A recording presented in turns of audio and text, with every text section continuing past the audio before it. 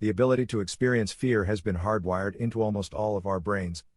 So almost all of us will have experienced fear at least a few times in our lives.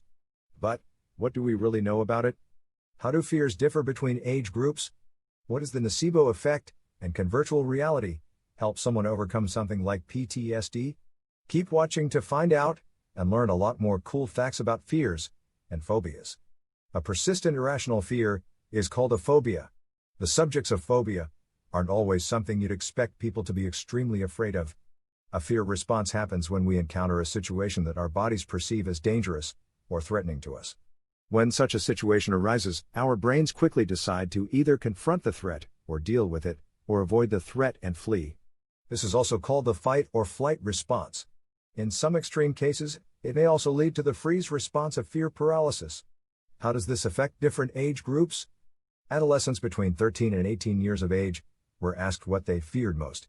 10 most given answers were terrorist attacks, fighters' death being a failure, war criminals and gang violence, being alone, the future, and nuclear war. In another quest to find what people feared, it was discovered that the 10 most searched for fears included flying, heights, clowns, intimacy, death, rejection, people, snakes, failure, and driving. Other surveys reported other common fears, such as the fear of spiders, cockroaches, water and closed spaces, like tunnels and bridges, needles, social rejection, exams, and public speaking. This process of fear learning is called conditioning. Conditioning can also be used for more positive purposes, to placebo and nocebo. Placebo is when people experience positive results by using medicine that is expected to work. The opposite is called the nocebo effect, which experiences negative effects, because you fear or think you're going to get negative effects from the medicine or treatment taken. Fear is contagious. If you see other people with fearful expressions, chances are you will also start feeling nervous. Humans are social animals and live in groups and communities.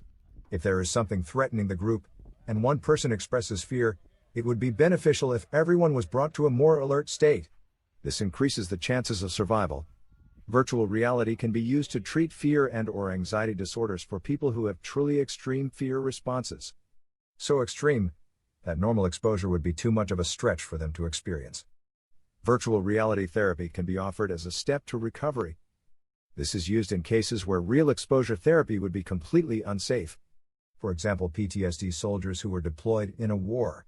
It would be completely unethical to send them back to a war, so it would be best to experience this virtually.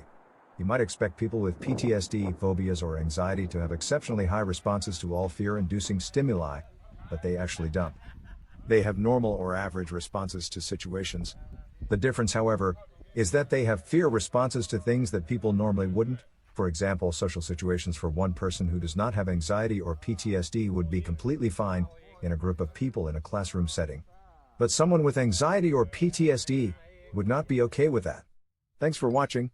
Please leave a comment below about your biggest fear or phobia and subscribe to this channel.